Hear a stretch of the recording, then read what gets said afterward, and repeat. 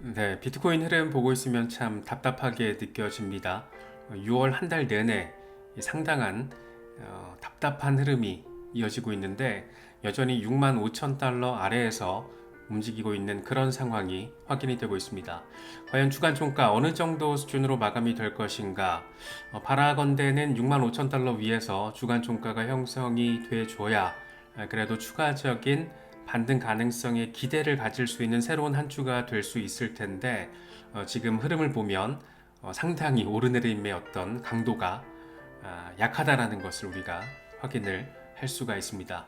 상당히 지루하게 6월이 지금 마무리가 되고 있는데 과연 이렇게 2분기까지 루즈한 통합 과정을 거치고 있는 비트코인이 이 3분기에 새로운 변곡점을 만들어낼 수 있을지, 우리가 기다리던 서머 랠리, 알트 시즌이 펼쳐질 수 있을지 궁금하기도 하고 기대가 되기도 하고 걱정스럽게 느껴지기도 하는 그런 시간이 이어지고 있습니다. 공포 탐욕 지수는 하루 전보다 2포인트 오른 55를 기록하면서 탐욕 단계가 이어지고 있습니다. 비트코인 도미넌스는 여전히 55%대 위에서 자리를 하면서 비트코인 중심의 흐름이라는 것을 확인할 수가 있습니다. 무려 110일 동안 이전 올타임 하이 부근에서 지금 비트코인 통합이 진행되고 있다. 이건 이전 사이클 최고치에서 가장 긴 통합을 보이고 있는 것이다라고 댄크립토 트레이드가 이야기를 하고 있습니다. 지금 지루한 게 괜히 지루한 게 아니라는 거죠. 이게 적당히 이러다가 이제 조금 가줄 때가 됐다라고 생각을 할 법한 과거의 패턴을 적용한다라면 이제 조금 가도 이상하지 않을 법한 그 정도의 시간이 충분히 지났는데 무려 110일 동안 지금 역대급으로 이어지고 있다는 것. 물론 이렇게 조금 통합 과정이 길면 길수록 조금 더 강력한 반등의 전조가 될 수 있기 때문에 그런 점에서는 기대 포인트가 있긴 하지만 이 바라보는 개미들 입장에서는 상당히 지루하고 루즈하게 느껴지는 것은 또 어쩔 수 없는 것 같습니다. 머스타시의 경우에는 나는 여기서 절망하지 않는다. 강세장의 가장 좋은 상황은 반감기 이후에 발생한다. 지금 강세의 지지라인이 지켜지고 있고 이건 강세 사이클에서 깨진 적이 없다. 이렇게 이야기를 하고 있습니다. 나는 여기서 절망하지 않는다. 지금 많은 개미들, 특히 비교적 최근에 시장에 들어오신 초보자분들의 경우에는 지금의 어떤 이런 흐름 자체가 굉장히 무섭게 느껴질 수도 있고 내가 사면 그래도 더 오를 줄 알았는데 라는 아쉬움과 어떤 그 준비 안 된 상황에서 미리 선투자가 이루어졌을 때 어떤 위험성 이런 것들을 동시다발적으로 느끼시다가 보니까 조금 더 무섭게도 지금의 흐름 자체가 느껴질 수가 있는데 그럼에도 불구하고 지금의 어떤 이런 과정이라는 것은 필수 불가결하다라는 결과론적으로 그런 생각을 갖게 만들 때가 굉장히 많았다. 이 또한 지나가리라. 뭐 이렇게 바라봐야 되는 상황이 아닌가 싶기도 합니다. 크립토 타이탄은 비트코인의 반등이 임박했을까? 지금 리테스트를 진행을 하고 있는데 주간 차트를 보니까 잠재적인 히든 강세 다이버전스가 형성되고 있다. 이제 매수세가 달라붙을 때가 됐다. 그럴 잠재적 가능성이 있어 보인다. 그렇게 반등이 임박한 것일까? 나름의 기대감을 지금 선보이고 있습니다. 시크립토가 재밌는 얘기를 요즘에 참 자주 하는 것 같습니다. 6월에 비트코인이 바닥을 친 걸까? 지난 4년 동안 비트코인은 6월에 바닥을 확인했다. 역사가 반복된다라면 6월 바닥 확인을 하고 나서 몇 주 동안 횡보를 하고 그리고 나서 10만 달러를 향한 랠리를 하게 될 것이다. 지금이 적어도 뭐 바닥 언저리 정도라는 얘기를 하고 있습니다.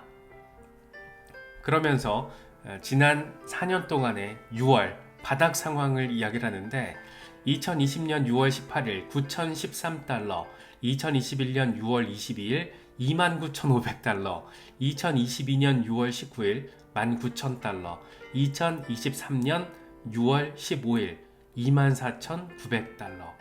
여기서 바닥 찍고 그러고 보면 참 많이도 올랐어요. 작년 딱 이맘때 24,900달러에서 바닥 찍고 지금 73,000달러까지 갔다 온 거잖아요.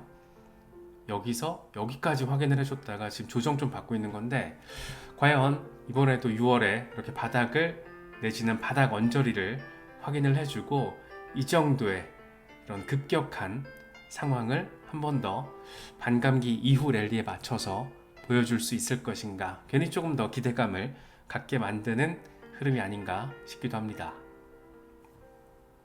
그러면서 여러 가지 얘기를 하는데 이게 참 지금 같은 때 요즘같이 루즈하고 살짝 또 겁도 좀 나고 이럴 때 도움이 될 수 있는 멘트를 또 던져주더라고요. 당신은 결국엔 백만장자가 될 거야. 2025년 이후에 당신은 당신의 가족들을 모두 은퇴시키게 될 거야.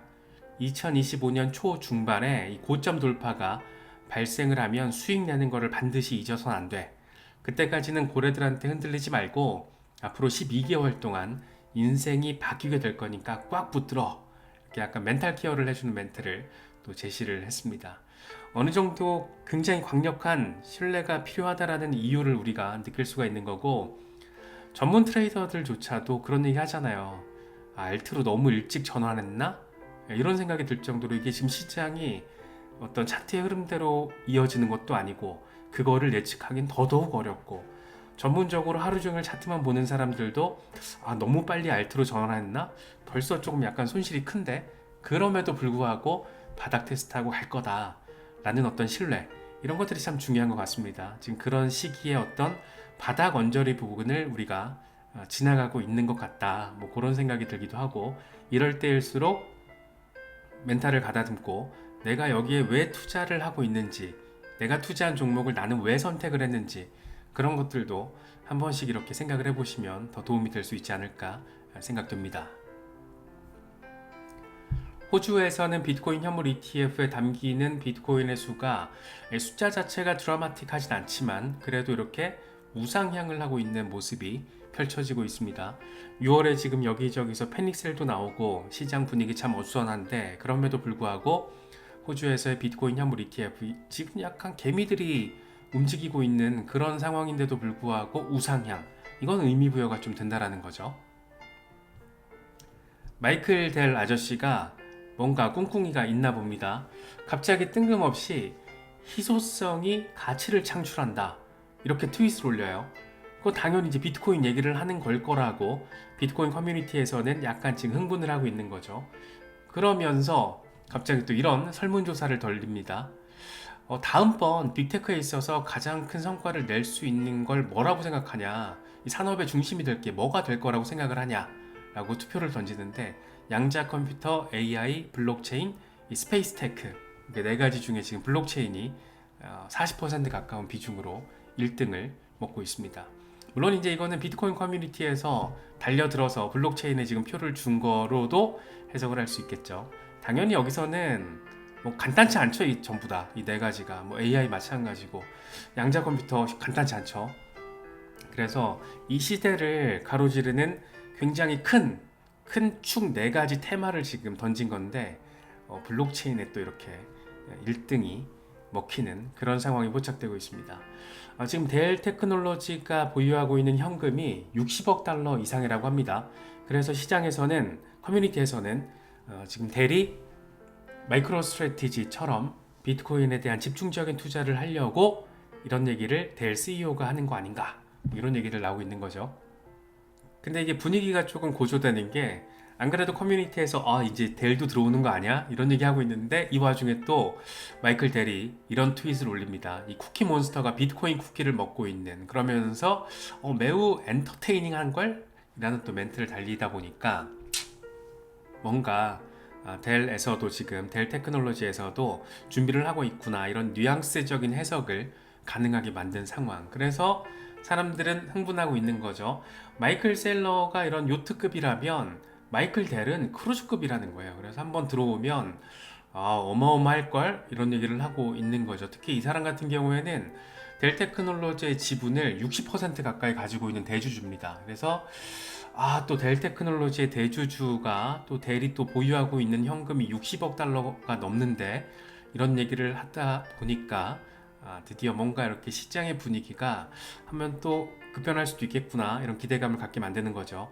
아무래도 블랙록이 너무 지금 적극적으로 이 블록체인 영역에 들어오다 보니까 이런 델 테크놀로지 같은 빅테크 대기업들도 하나둘 이렇게 조금 적극적인 스탠스 인의 모습을 보여주는 게 아닌가 싶기도 하네요. 마이클 반데포페 알트 시총 가지고 얘기를 합니다. 지금 올타임 하이 이후에 50% 하락한 상태이고 최근의 조정으로 30%가 빠졌다. 그런데 조정은 거의 끝났고 100% 랠리를 통해서 비트코인의 궤적을 따라갈 수 있다 라고 이야기를 합니다. 마이클 반데포페가 딱 그 케이스잖아요. 비트코인 다 팔아서 알트들로 전환을 했고 나는 연말까지 알트들로 수익을 다 한 다음에 연말 연초에 비트코인으로 다시 전환을 해서 이번 강세장 사이클의 정점을 대응할 거다 이런 식의 전략을 공유를 했었는데 생각보다 알트들이 더 빠진 거죠 지금. 그래서 나도 지금 손실이 크다, 너무 일찍 들어왔나 라는 생각을 갖고 있지만 그럼에도 불구하고 나는 확신을 가지고 있다, 이런 약간 단단한 마음, 단단한 멘탈에 대해서도 이야기를 했던 사람인데 진솔한 거죠. 저는 되게 진솔하다라고 바라보고 있고, 사실 저도 비슷한 전략이거든요. 그래서 저도 뭐 지금 비교적 최근에 전환 알트로 들어간 것들은 당연히 마이너스죠. 지금 최근에 알트 시총만 조정폭이 30%라는 것은 개별 알트의 시총 상황에 따라서 한 5, 60% 정도 최근에 빠진 종목들도 많거든요. 그래서 그런 분들, 특히 최근에 들어오신 초보자분들이 심장이 많이 벌렁거릴 수가 있는데 내가 그런 생각도 괜찮은 것 같아요. 내가 암호화폐 투자를 한다는 게 목표가 수익률을 100%, 200%이 정도의 목표를 가지고 있다라면 순간 손실, 미실현 손실이 50%, 80%까지도 나는 감당을 한다라는 전제가 기본적으로 깔려야 된다, 깔려 있다라고 했을 때 이 알트 시장에 들어와서 대응을 할 어떤 기본 전제가 마련된 게 아닌가, 그런 생각도 들어요. 그래서 나의 투자 목표라는 것이 무엇인지에 대해서도 생각을 해보시면서 이런 알트 시장의 엄청난 변동성을 과연 나는 감당할 준비가 됐고, 감당할 준비가 그게 돼야지 100%, 200% 이상의 수익률을 향유할 수가 있을 거니까 그런 부분들도 요즘 같은 때는 조금 생각을 가다듬기에 좋은 재료들이 아닌가 싶기도 합니다. 이더리움에 대한 어떤 관심도가 높아질 수밖에 없고, 시장이 한번 큰 변곡점을 만들 법한 재료가 들어와 준다라면 단기간에 그건 이더리움 현물 ETF가 될 가능성이 높습니다. 이제 곧 빠르면 7월 2일 정도에 실제 상품이 출시될 것이라는 전망도 나오고 있는데, 그래서 이런 전망들 지금 많죠. 이더리움 대규모 돌파 가까워지고 있다. 이 S1 증권신고서 서류 제출 지금 다 끝났습니다. 그래서 이게 공이 지금 SEC로 넘어간 상태이고, 그렇다 보니까 이제 ETF 거래는 얼마 남지 않았다라는 걸 의미한다, 이런 분석과 전망들도 잇따르고 있고, 이더리움에 대한 긍정적인 강세 전망도 이어지고 있는 그런 정서적인 분위기를 또 우리가 느낄 수가 있습니다. 크립토파텔은 이더리움 강세장 로드맵 이러면서 3단계 목표 가격을 제시합니다. 6,000달러, 2단계 8,000달러, 3단계 12,000달러. 이번 사이클 고점을 통해서 이더리움이 10,000달러 시대를 열게 될 것이다 라는 얘기를 전제로 깔고 있는 거죠. 그래서 개인적으로도 되게 궁금합니다. 이더리움이 10,000달러 시대를 열 수 있을까? 일단 이더리움 현물 ETF가 어느 정도 기관들의 관심을 이끌어내느냐에 따라서 이런 어떤 현실화 가능성에 대한 부분들 우리가 또 생각을 해볼 수 있을 것 같죠.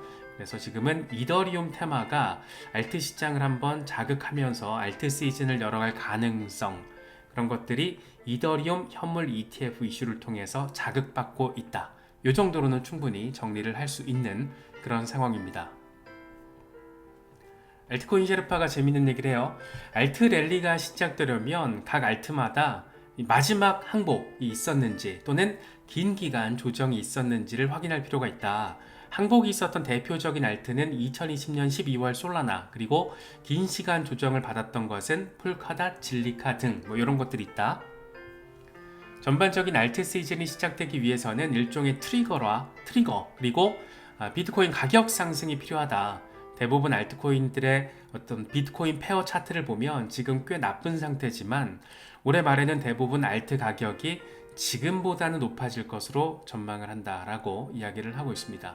결국에는 3분기와 4분기 어떤 흐름을 보여줄 것인가 라는 질문을 놓고 봤을 때 긍정적으로 생각을 해볼 수 있다는 거죠. 전반적으로 지금 비트코인도 바닥 언저리를 확인을 해주고 있는 모습이고, 내가 가진 알트들의 비트코인 페어를 한번 차트를 보시면은 어질어질한 차트들이 되게 많습니다. 대부분 그래요 지금. 그래서 여기서도 지금 바닥 언저리군. 이제 각 알트들이 조금 반등할 시간도 다가오고 있나 보구나.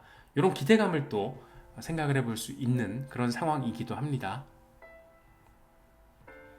닥터 프라핏도 멘탈 케어 멘트를 제시를 해요. 골든 서머가 다가오고 있다. 인내심이 결국엔 가장 중요하다. 모든 의심자들은 곧 입 다물고 조용해질 것이다. 3분기와 4분기를 기다리면 된다. 대규모 파티가 당신을 그리고 우리를 기다리고 있다. 뭐 이렇게 얘기를 합니다. 3분기와 4분기 어떤 흐름이 벌어질지를 예단할 수는 없겠지만 일단 2분기 상황이 엄청 빡셌잖아요. 이 정도 통합이면 됐다 라는 생각이 들 정도로 굉장히 빡센 이 통합의 과정을 비트코인이 보여줬기 때문에 특히나 이제 이더리움 현물 ETF를 통해서 알트들이 꿈틀거릴 가능성과 그 기대감이 굉장히 좀 현실적으로 느껴지고 있는 상황이라서 골든 썸머가 꼭 다가왔으면 좋겠습니다. 늦 여름이 아니고 이제 7월 3분기로 접어들면서 우리가 그렇게 바라고 기다리던 알트 시즌, 작년 이제 4분기 그리고 올해 1분기 우리 되게 재밌었잖아요.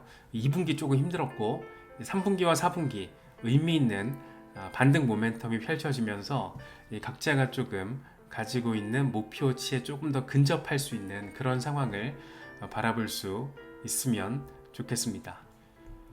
데이비드 마커스가 이런 얘기를 해요. 비트코인은 멈출 수 없는 화물 열차다. 여전히 저평가되어 있고 화폐나 가치 저장 수단으로 쓰일 수 있는 가상자산, 결국엔 비트코인이다. 참 어쩌다 보니까 이 사람도 페이팔 CEO 출신이잖아요. 비트코인 맥시스러운 멘트를 굉장히 요즘 적극적으로 날리고 있는데 항상 거리에 피가 유혈이 낭자할 때가 최적의 매수 타이밍이라고 했습니다. 지금 약간 그런 분위기죠. 그래서 요즘 같은 때 멘탈 케어 하기가 되게 어려울 수 있고 웬만한 경험치가 없으신 분들은 더더군다나 그러실 거고 이럴 때일수록 의심보다는 확신이 더 중요한 것 같다. 그 확신을 위해서는 리서치가 필요하다. 각자의 리서치, 빡센 공부 말고는 답이 없다. 누군가가 사야 된다, 팔아야 된다 이런 거는 들을 필요가 없습니다. 나의 리서치의 어떤 재료 가운데 하나일 뿐이지 내 투자에 있어서 최종 결정 그리고 그 결정을 위한 전제 조건 이런 것들은 투자자인 내가 만들어 가야 되는 것이다. 뭐 이런 부분들 잘 체크하시면서 지금의 약간 루즈하면서도 걱정스러운 상황들을 아마 준비가 충분히 되신 분들은 아마도 기회의 순간으로 활용하시고 계실 겁니다. 그래서 그런 부분들 상황에 따라서 대응은 다 다르더라. 지금이 누군가에게는 기회가 되고 있을 거더라. 뭐 이런 부분들도 참고하시면서 시장 대응 편안하게 하실 수 있으면 좋겠습니다. 특히 이제 날도 더워지고 에어컨 바람에 많이 노출되는 그런 시기인데 감기 조심하시고요. 저도 지금 일주일 넘게 여름 감기 때문에 굉장히 고생을 하고 있는데 건강 관리 잘 하시고 따뜻한 거 특히 몸이 약간 조금 이상하다 싶으신 분들은 따뜻한 거 잘 챙겨 드시면서 건강한 여름 너무 차트에만 이렇게 목매지 마시고 건강한 여름에 대한 준비도 잘 하실 수 있으면 좋겠습니다.